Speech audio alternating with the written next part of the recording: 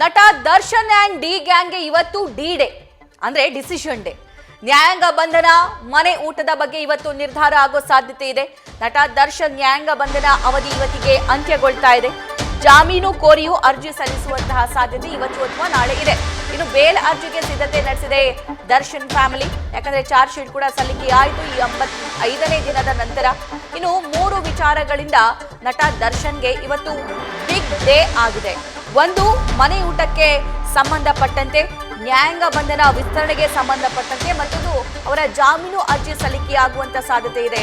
ಈಗ 24ನೇ ACMM ಕೋರ್ಟ್ನಿಂದ magistrate ಕೋರ್ಟ್ಗೆ ಈ ಪ್ರಕರಣವನ್ನ ವರ್ಗ ಮಾಡೋ ಕೆಲಸ ಆಗಿದೆ. ಮತ್ತಷ್ಟು ಲೈವ್ ಡೀಟೇಲ್ಸ್ ನಮ್ಮ ಕರೆಸ್ಪಾಂಡೆಂಟ್ ಅಂಕಿತಾ ನೀಡ್ತಾರೆ. ಅಂಕಿತಾ, ಡಿ ಗ್ಯಾಂಗ್ಗೆ ಇವತ್ತು ಡಿ ಡೇ, ಇವತ್ತು ಆಗುವಂತಹ ಡೆವಲಪ್ಮೆಂಟ್ ಬಗ್ಗೆ ಡೀಟೇಲ್ಸ್ ನೀಡ್ತಾ ಹೋಗೋದಾದ್ರೆ.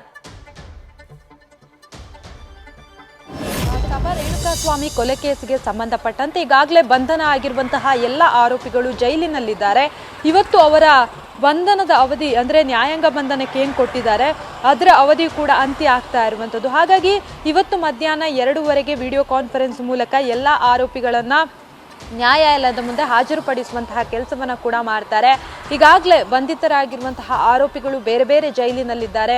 ಬೆಂಗಳೂರು ಜೊತೆಗೆ ಬಳ್ಳಾರಿ, ಮೈಸೂರು, ಬೆಳಗಾವಿ ಸೇರಿದಂತೆ ಬೇರೆ ಬೇರೆ ಜೈಲಿನಿಂದ ವಿಡಿಯೋ ಕಾನ್ಫರೆನ್ಸ್ ಮೂಲಕ ಆರೋಪಿಗಳು ಹಾಜರಾಗ್ತಾ ಇದ್ದಾರೆ.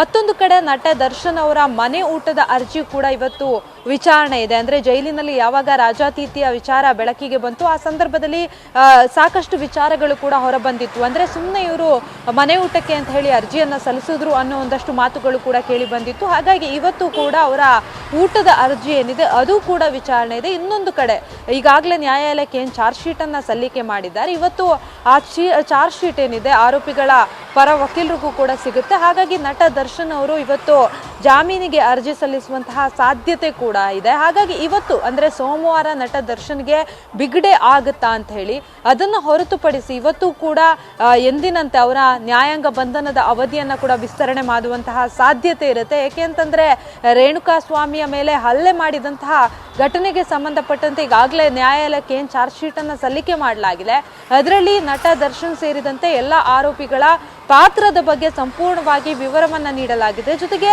ಸಾಕಷ್ಟು ರೀತಿಯಲ್ಲಿ ಅಂದರೆ ಸುಮಾರು 231ಕ್ಕೂ ಹೆಚ್ಚು ಸಾಕ್ಷಿಗಳನ್ನು ಸಂಗ್ರಹ ಮಾಡಿ ಅಲ್ಲಿ ಉಲ್ಲೇಖವನ್ನು ಕೂಡ ಮಾಡಲಾಗಿದೆ. ಆ ನಿಟ್ಟಿನಲ್ಲಿ ಇವತ್ತು ಕೂಡ ಅವರನ್ನು ಮಧ್ಯಾಹ್ನ ನ್ಯಾಯಾಂಗ ಬಂಧನ ವಿಸ್ತರಣೆ ಮಾಡುವಂತಹ ಸಾಧ್ಯತೆ ಕೂಡ ಹೆಚ್ಚಾಗಿರುವಂಥದ್ದು. ಸಭಾ, thank you Ankita. News First ನಿರ್ಭೀತಿಯಿಂದ ನಿಮ್ಮ ಪರವಾಗಿ.